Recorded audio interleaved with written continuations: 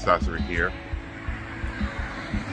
And regardless of if anybody's on this side of the spectrum, we are going to talk about relationships. So, starting off, I've been through a few selective relationships, not really a numbers guy on that note. But the relationships, I don't know, people fail. People fail in relationships a little too easily. And so I'm pretty sure they're not trying hard enough. Either there's not enough devotion within the dynamic, or, it could be the fact of lack of communication.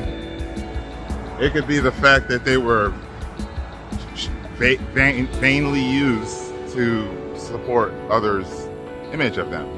Just having a relationship makes people think that you're cohesive with another person in whatever way.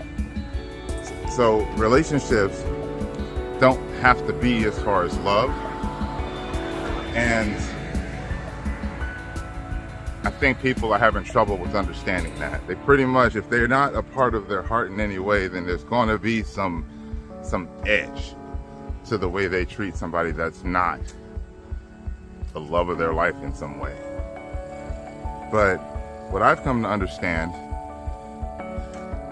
is that you can love everybody the same and still feel empathetic and still feel like you don't. Relationships, they will make you feel strange. It brings up all sorts of things that wasn't a problem when you were alone, or when you were by yourself, or when you're not interacting with people. Because the interaction with people is the most important thing with all things. They're the link that people are looking for to fill in their holes. But I think they chose the wrong method of filling their emptiness. These relationships are here for not even physical support, financial support, but just to have that person be a beacon for a person to be steered in the right direction. A person that's, obviously, a person's there for financial support and emotional support and such.